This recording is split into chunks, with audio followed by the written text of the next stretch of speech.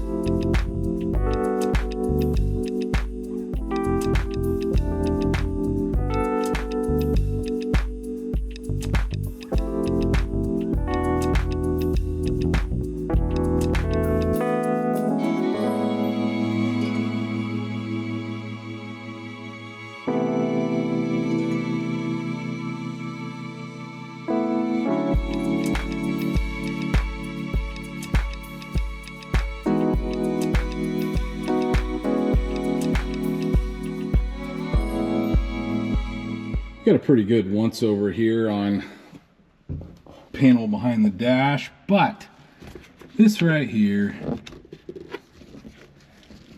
is all broken.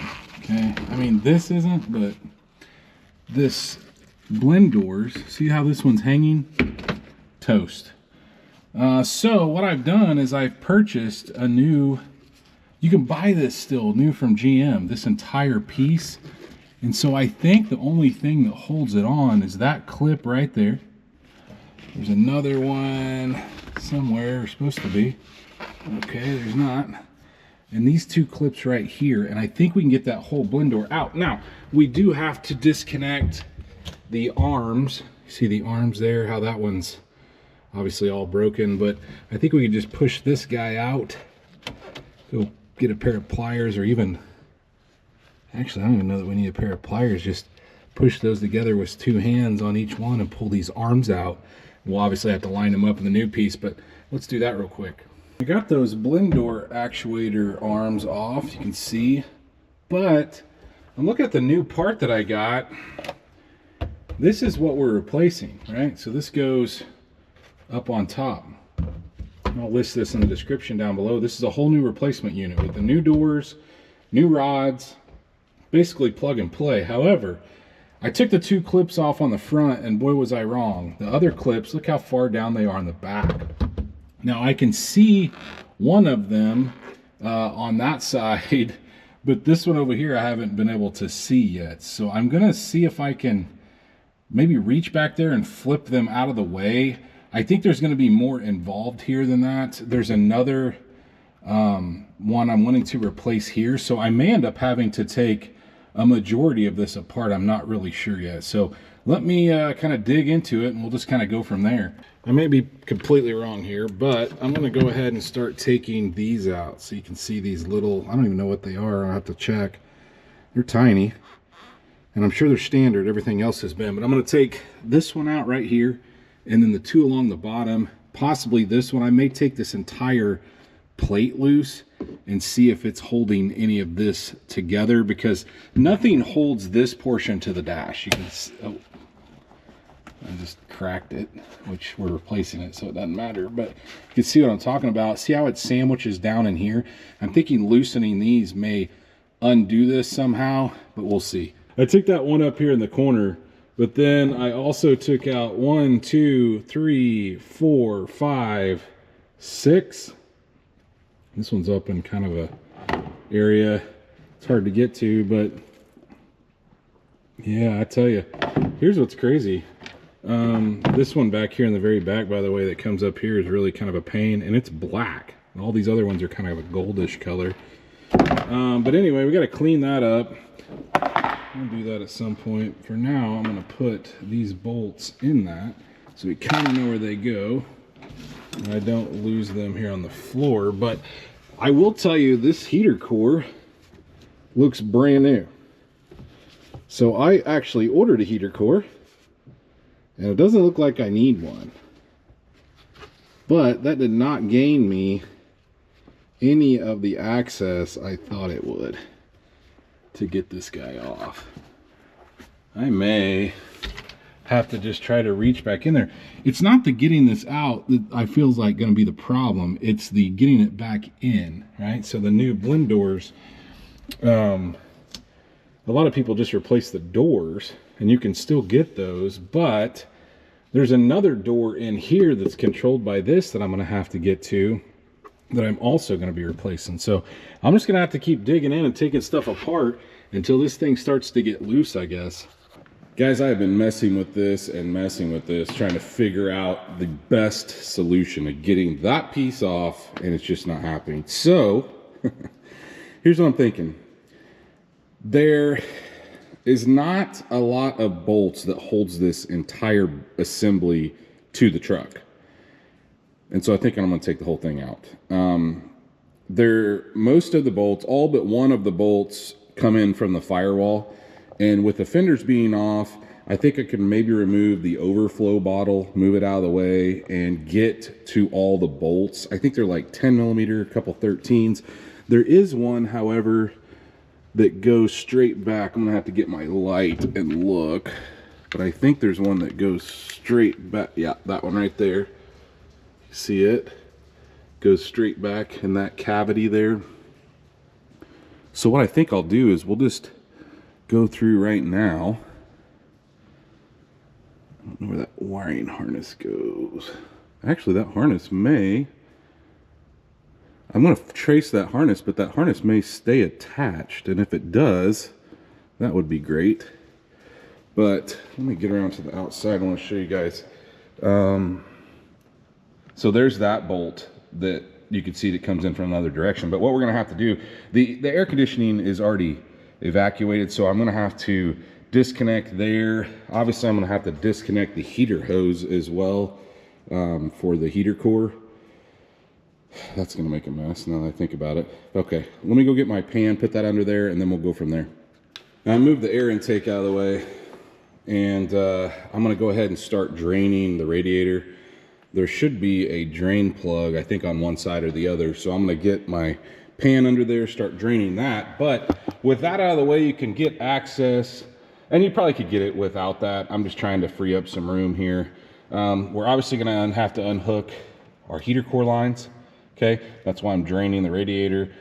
Luckily, I'm assuming it's been replaced before because it looks brand new. We're going to be replacing it anyway, but I need to get this guy off the firewall. Should just be that, and this one here. I'm also going to be replacing this. But you can see two of the bolts there. I think they're 10 millimeters. One there and one there that holds this on. And then there's a series of 3 or 4, I think, behind this stuff. And then obviously your lines that run to your AC, which we got one coming in from the bottom, one coming in from the top, and then 2 heater core lines. Look, I don't care what you do. This makes a mess. I hate this part. But anyway, there is a drain. I took the canister out, just a 13 millimeter here to release that, unplug it, the charcoal canister. And now it's draining. I did take the radiator cap off to help facilitate the drain. But now I'm going to go ahead. We're going to knock that AC loose. I'll let you know what size this is. I don't remember. And then I think these are 15s. I'm hoping to get this loose and just kind of fold it up over here out of the way for now. 13 millimeter, by the way. So, like I said, I'm just going to kind of lay that right there for now. And then I'll probably just thread these back in for the time being. Now you can see what I'm talking about. There's the antenna wire, by the way. But that just hooks, it hooks in that little lip. So now we should be able to get the AC loose. Unless they're seized. A lot of times these things seize on because it's like aluminum and steel. It's the problem I had on the front.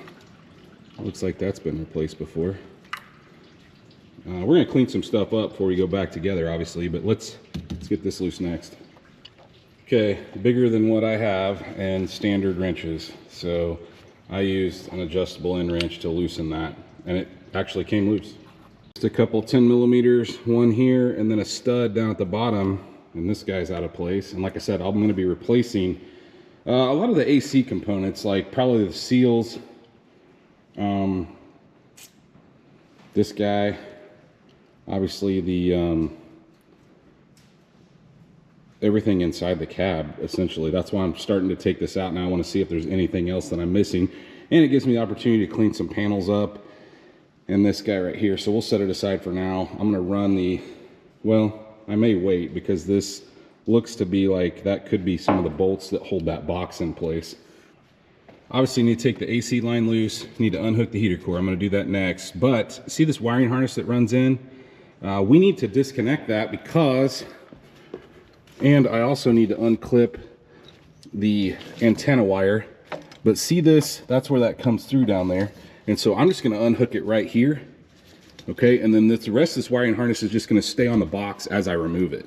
Starting to get a little bit of antifreeze dripping down the truck, which we'll clean up, but got all three of those lines off. So now let's see if we can thread the heater core out. I really think, guys, putting the heater core and then that plastic on the bottom is probably your better route. That way you're not trying to fish all this stuff through at one time. It's gonna be hard enough with this tilt or kink in the line here to get this out with the box.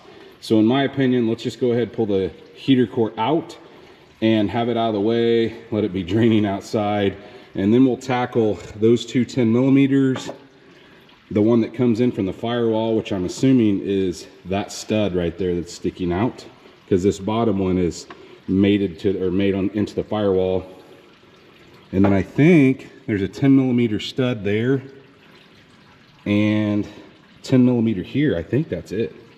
That was indeed the top one that we took out from the inside. I think you should take it out first. That way all the weight of the dash isn't weighing on, well, I guess this isn't the dash, but the box isn't weighing on that one. And it's gonna make it harder to get out if that's the last one you do. So it's this 10 millimeter right here. I used a long extension and then a magnet to get the rest of the way out. Let's knock these out next. Those should be relatively easy to get to. I was kind of concerned about that. I think that's it.